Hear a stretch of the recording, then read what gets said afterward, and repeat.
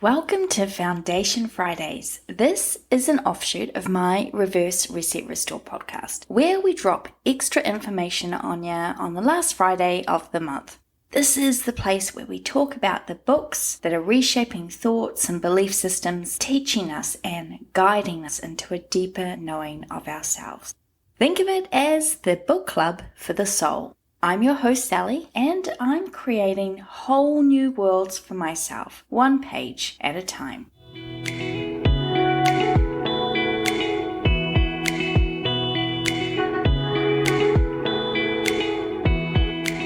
I'm one of those people who underline, highlight, and note in the margins if a book allows, if a sentence resonates with me. I want to visually see it to refer back to it. Well, my copy of this month's book is almost an entire underline, and I'm so excited to share with you some of the stuff in it that has really got me thinking, ironically I know, about just how much I do think and how that thinking has been hurting me. If you're like me, you've got yourself into the habit of being an overthinker. This pattern of thinking usually sets our thoughts off in all kinds of directions, kind of like a lolly scramble or a burst piñata with the candy going everywhere. Except our thoughts are generally nowhere near as sweet as candy, and most of them leading nowhere particularly helpful. Overthinking contributes to poor sleep, and as we discussed back in episode 79, I'd rather be naked, removing the labels we wear. Overthinking coexists with conditions such as depression, anxiety, eating disorders, and substance use disorders, and it disrupts our healing processes. The statistics for those who are chronic overthinkers are staggering, with 73% of people aged 25 to 35 and 52% of people aged between 45 and 55 experiencing chronic overthinking. That is a huge amount of people living under the weight of worries and anxieties and constant questions. It's exhausting, isn't it? To have your mind never at ease. This week's book is Don't Believe Everything You Think by Joseph Nguyen. In this book, we'll be exploring how our chronic thinking is the root of all our suffering, how it stops us from living our lives, imposing limits, and impacting our health. As Joseph says, we only hesitate, are reluctant, have doubts, insecurities, and fears only when we begin thinking and overanalyzing. In a world where our thoughts often dictate our reality, it's crucial to question the validity of every belief we hold. Don't believe everything you think serves as a guiding light through the maze of our minds, challenging us to examine and change our thinking patterns. This episode delves into the transformative power of questioning and shares key insights from Nguyen's profound exploration. Thoughts and thinking are not the same thing. Thoughts are creations. They are transient creatures, whereas thinking, particularly overthinking or entertaining the thought, can often lead to feelings of despair, anxiety, depression, or to experience the world almost like we have a perception filter on. And the more we roll out the red carpet for our intrusive thoughts, turning them into thinking, the sicker we become, and the less likely we are to challenge the thinking.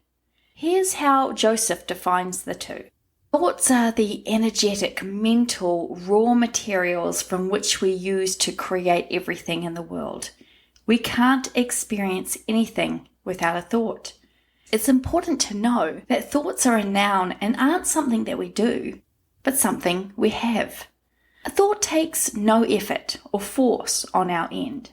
Thinking, on the other hand, is the act of thinking about our thoughts. This takes a significant amount of energy, effort, and willpower. Thinking is actively engaging with the thoughts in your mind. And you don't have to engage with each thought in your mind. But when you do, that is thinking. Hopefully I haven't lost you. I know this sort of thing can be a little bit to get your head around when you're first starting out in this journey. It gets easier. Or not, depending on how you see it, I suppose. There are no inherently bad thoughts. A thought is just a thought, appearing and disappearing into the ether. It's when we dwell on them that we can turn a thought into something bad or emotionally crippling. This is particularly dangerous territory for us chronic overthinkers. We tend to look at our overthinking as a badge of honor, right? We're always prepared for all situations.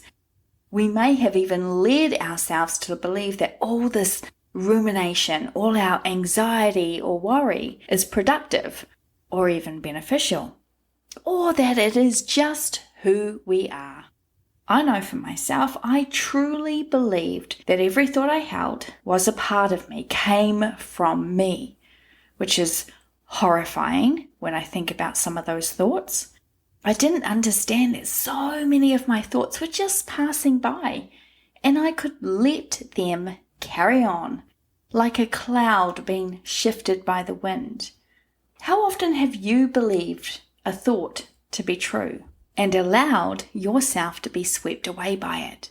How many times do you prep your conversations in your head, even for situations that you may never be in? How long does it take you to commit to something, anything, because you have to weigh up every possible outcome? This persistent tendency to overanalyze can be a really amazing and effective tool, but it can also be extremely harmful, disrupting everyday activities and impeding decision making. When excessive rumination becomes widespread and inhibits taking action, it can greatly affect overall wellness, emphasizing the need to effectively address and control these cognitive patterns. This is the common thread throughout this book. Thinking is the root cause of all suffering. Do you want to stop suffering? I know I sure did, and this book has given me some great frameworks to stop my personal cycle of overthinking every single situation. Does this mean I never overthink? No. Does this mean I have my thoughts all figured out? No. Does this mean that I no longer allow myself to suffer? No. I still find myself engaging in acts of self-sustaining suffering quite a lot. But the difference is that I now have a deeper understanding that I'm not my thoughts and that I have tools to help me move out of the false narrative doing a number in my head. I'm going to share some of these frameworks with you, but I highly encourage you to get yourself a copy of this book so you can explore all its nooks and crannies for yourself. It's a fantastic read. It's written in bite-sized chunks. There are 17 chapters, and most of them are only 4 to 5 pages tops. Some are only 2, which means that even if you are time poor, only have a few minutes to spare, or if you feel overwhelmed by digesting a huge book, you can read a chapter and get a lot out of it. Joseph has also written a summary of non-thinking near the back of the book, which I'll be sharing each one in social media posts because I think they're super helpful. And there are frameworks and guides at the back to also help the reader navigate through the thinking, suffering to non-thinking, healing process. Now, normally, this is the part where I talk a little bit about our author's life before we really dive deep into the book. I do this because I usually find that there is an interesting tidbit that highlights, for me, how this book came into existence. But despite some pretty extensive searching on my part, I really couldn't find a thing about Joseph, which, after an email exchange with him, I discovered was by design. He's a pretty private person, and I respect that. I did discover that he is allergic to cats, and yet has 3 of them anyway. And obviously, he is a terrific thought leader, as you are about to discover. So, without further ado, let's get into it. Before I cover my key takeaways, I want to talk about the 3 principles of how the human experience is created. These 3 principles were first discovered by Sydney Banks as Joseph shares with the reader. They are universal mind, universal consciousness, and universal thought. As Joseph explains, these 3 principles work together to allow us to experience everything we do in life, and if one of the 3 is missing, we wouldn't be able to experience anything.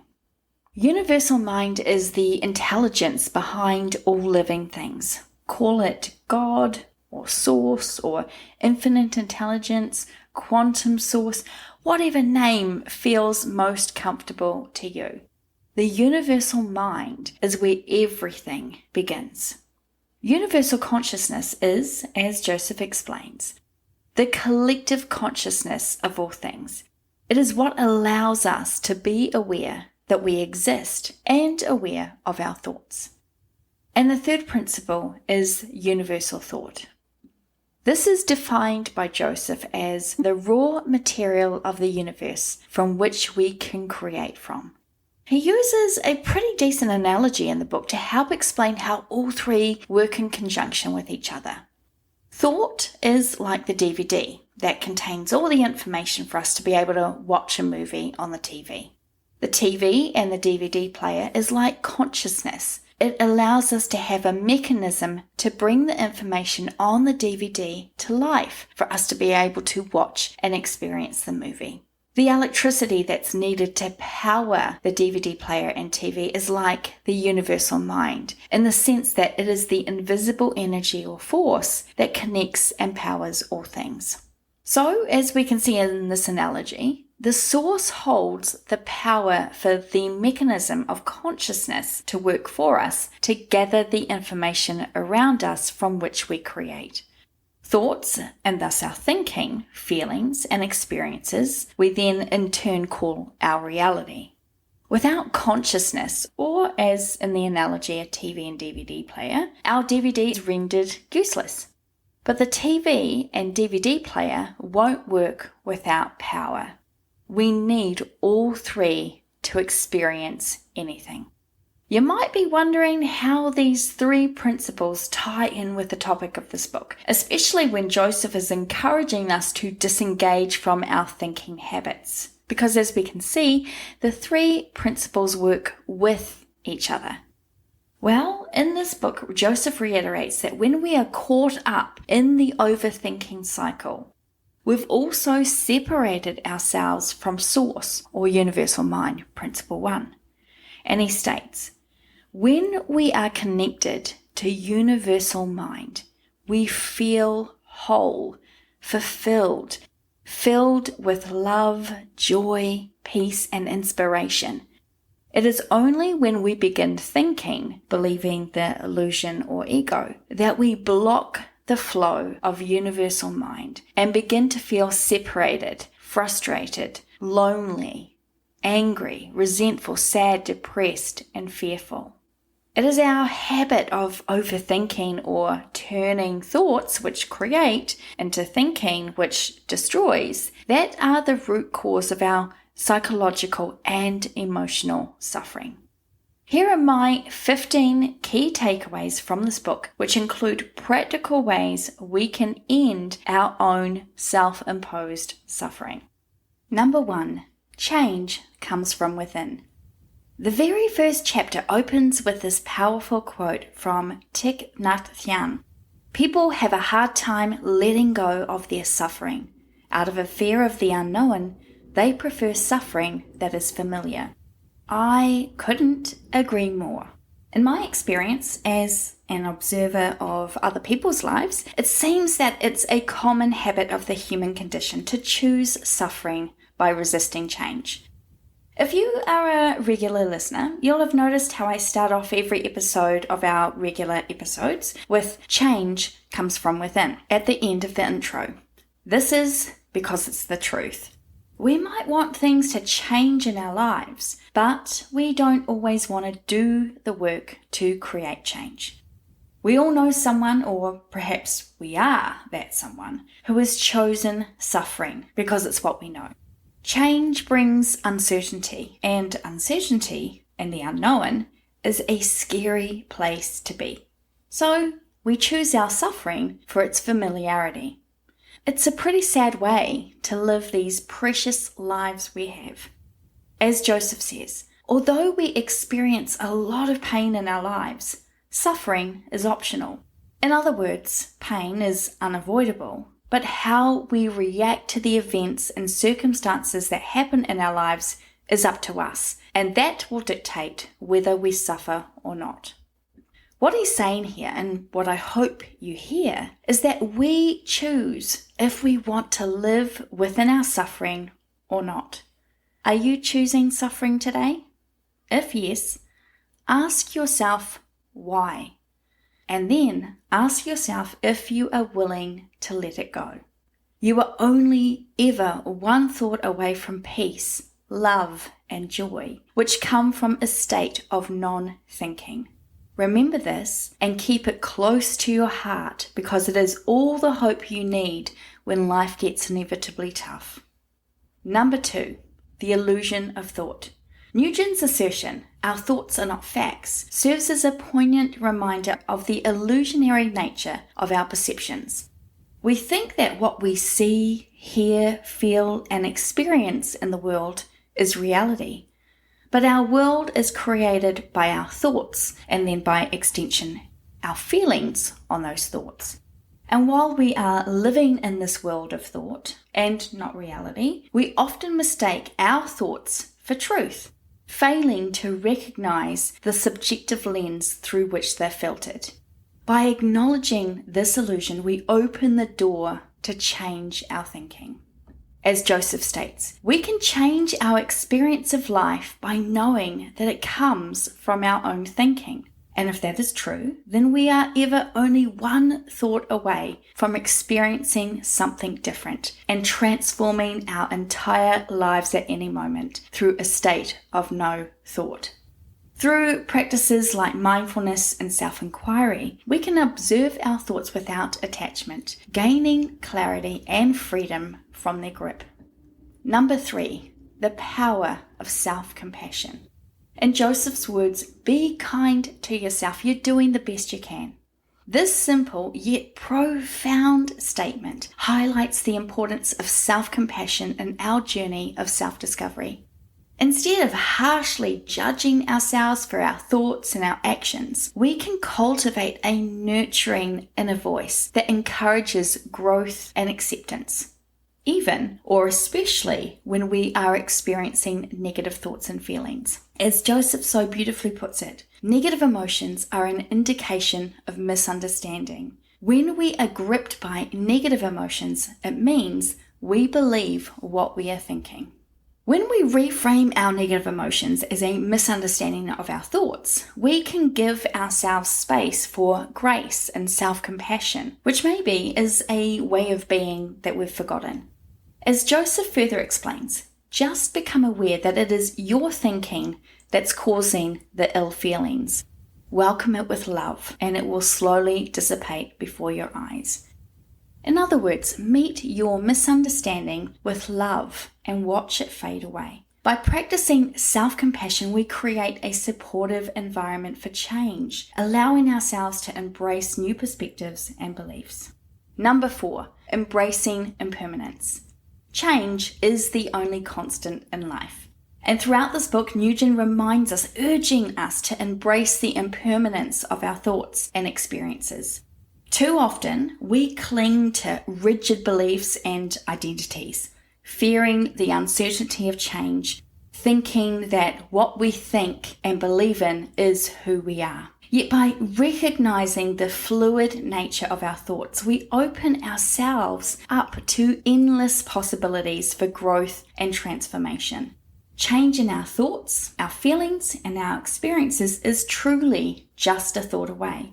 As Joseph writes, If we know that we can only ever feel what we're thinking, then we know that we can change our feelings by changing our thinking. Thus, we can change our experience of life by knowing that it comes from our own thinking. And if that is true, then we are only ever one thought away from experiencing something different and transforming our entire lives at any moment through a state of no thought. In short, the moment we stop thinking is when our happiness begins. Through mindfulness and acceptance, we can navigate the ever-changing landscape of our minds with grace and resilience, knowing that we own the power within to change our thoughts and affect change in our lives. For me, understanding this became such an empowering notion that I use it consistently. Every time I have thoughts that rise up that aren't helpful, I try to bring myself back to this moment of going, I can change my experience right now. I can change my feelings by choosing to focus on a different thought. One that's more helpful, one that's more life-giving, one that's not going to drag me down like the current one I'm thinking. Number 5, cultivating gratitude. Nugent's insight, gratitude is the antidote to suffering, underscores the transformative power of gratitude in our lives. When we shift our focus from scarcity to abundance or thanklessness to being grateful, we invite positive change into our thinking patterns. By cultivating gratitude for the present moment and all its blessings, no matter how bleak it may even feel for you at this moment, we foster a mindset of abundance and contentment, and our amazing brain will seek more of the kind. Through daily practices of gratitude journaling or mindfulness practices, we can rewire our brains to perceive the world with greater clarity and appreciation.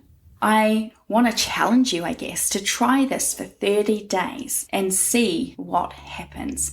If you constantly change the narrative, focus on the positive, focus on the things that you can be grateful for in your life, notice what change happens in your mind, in your attitudes, in your behaviors, in the way that you see the world when you're looking at it through a gratitude lens. Number 6, overcoming limiting beliefs. Joseph challenges us to confront our limiting beliefs and question their validity. For me, our limiting beliefs are tied to our feelings and our own view of the world. How I see a situation is going to be different than how you see the same situation.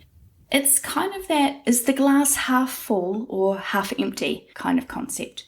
Joseph writes, the meaning or thinking we give an event is what determines how we ultimately feel about it. That meaning or thinking is the filter through which we see life from then on. Because of this, we live through a perception of reality, not in reality itself. Reality is that the event happened with no meaning, thinking, or interpretation of it. He goes on to say, it's not about the events that happen in our lives, but our interpretation of them, which causes us to feel good or bad about something. Our feelings do not come from external events, but from our own thinking about the events. Therefore, we can only ever feel what we're thinking. By recognizing the stories we tell ourselves about who we are and what we're capable of, or what we experience, we can break free from self-imposed limitations. Through practices like cognitive reframing and visualization, we can change our thinking to align with our true potential, unleashing a new sense of possibility and empowerment, and a new type of what we perceive as reality. Number 7. The role of self-awareness. Self-awareness is the key to transformation, Nguyen asserts, emphasizing the importance of introspection in our journey of personal growth. By cultivating a deeper understanding of our thoughts, emotions, and behaviors, we gain insight into the underlying patterns that shape our lives. Through practices like meditation and journaling, we can develop greater self-awareness, paving the way for meaningful change and fulfillment. As Joseph writes, once you see something new from an insight, you cannot unsee it. Once your consciousness expands, it cannot contract again. We may forget from time to time and cause ourselves to suffer when we begin thinking again. But as soon as we remember that, we immediately realize that we are the ever-expanding awareness of life itself and find love, peace, and joy in the present. Number 8, letting go of control. Surrender to what is, Nguyen advises, urging us to release our grip on control and embrace the flow of life. Too often, I know I've done this, we resist change and cling to outcomes, causing unnecessary stress and suffering. By relinquishing our need for control and trusting in the wisdom of the universe, we open ourselves to new possibilities and opportunities. Joseph explains, the reason why we feel worried, anxiety, and doubt after we've experienced peace is because we have just let go of everything we thought we knew in the world. What actually happened was the death of the personal ego. A natural consequence is that once the personal ego is threatened, it will do everything in its power to regain control over your life. Now, our ego is something we're always going to have. Like our shadow. There is no avoiding it, there's no getting rid of it. So you may be thinking, how can I let it go? Won't I be completely out of control in a bad way if I stop thinking? If my ego is running my thinking, it's impossible to stop, isn't it? Well, Joseph acknowledges that never thinking is not possible, as it's part of the human condition. But he says, the point is not to prevent your thinking from ever entering your mind, but to shorten the time it takes for you to remember that it is just your thinking causing the negative emotions. Through practices like surrender meditation and letting go rituals, we can cultivate a sense of peace and acceptance amidst life's uncertainties, and we train our brain to move out of a toxic thinking state. Number 9. Nurturing positive relationships. Our relationships mirror our inner landscape. Nguyen observes the interconnectedness between our thoughts and the quality of our relationships. By fostering positive connections with others, we create a supportive environment for personal growth and transformation. Through acts of kindness, being empathetic, actively listening to people, we can cultivate deeper connections and enrich our lives with love and compassion. Number 10, don't buy into other people's thinking. It's important to recognize that being part of the world, and even when we are surrounding ourselves with people who generally have the best of intentions, it doesn't make us immune to thinking or being persuaded by the thinking habits of others. Joseph says, people will constantly bombard you with their own opinions, judgments, and advice. Know that they are innocently caught up in their thinking, and thank them for caring, but do not fall into the illusion that you need any of that. Everything you could possibly ever want and need is already inside of you. Number 11, the power of affirmations. Words have power. Nguyen reminds us, emphasizing the transformative impact of positive affirmations on our thinking patterns. By consciously choosing empowering statements to replace negative self-talk, we rewire our brains for success and abundance, and to see the good and to focus on the plenty and what we have rather than what we don't have. Through daily affirmations and visualization exercises, we can shift our mindset from one of doubt and fear and insecurity and worry to one of feeling confident and optimistic. This helps us to unlock our full potential. Here are a couple of affirmations that you can use to help you transform your overthinking, worried, or anxiety-inducing thoughts. And if this is an area you'd like to overcome, I've released a special compilation of affirmations on the Reverse Reset Restore YouTube channel and a bonus episode which will just be affirmations. The link for the YouTube channel video is in the show notes. Here are 10 that you can use right now. I am far greater than the sum of my thoughts. My mind is at peace right here at this moment. I release the need to empower worry with my constant thoughts. I create the world I am in. I can change my thoughts. I choose to replace worry with love and acceptance. I have power over my mind. Everything is working out for my good. I am leading a life of happiness and calm. I am living in this present moment. Number 12, embracing vulnerability. Vulnerability is the birthplace of courage. I love that concept. Nguyen urges us to embrace our authentic selves and share our truths with the world. By allowing ourselves to be seen and heard, warts and all, we cultivate deeper connections and create space for growth and transformation. Through practices like vulnerability journaling or sharing with others, maybe being on a podcast like this, we can lean into discomfort and harness the power of vulnerability to expand our hearts and minds and live a life that is of a courageous, authentic self. Number 13, finding meaning and purpose. Life is what you make it. Joseph invites us to explore our passions and pursue our purpose with intention and authenticity. By aligning our actions with our values and our aspirations, we infuse our lives with meaning and fulfillment. This can be achieved through practices like vision boarding and purposeful goal setting, where you might use the SMART technique. Using these types of tools, we can help to clarify our purpose and live with greater intention, creating a life that truly reflects our deepest desires. Number 14, embrace the unknown. We struggle to embrace the unknown because it's exactly that, unknown. But as Joseph explains, the unknown is right where we need to be. The unknown is also the only way to manifest what you want in life. If you don't already have it, you have to download what you haven't done in order to get what you don't have. When you're operating from intuition, it's not like you're going to feel fear all the time. The fear is only present as long as your thinking is revolving around fear.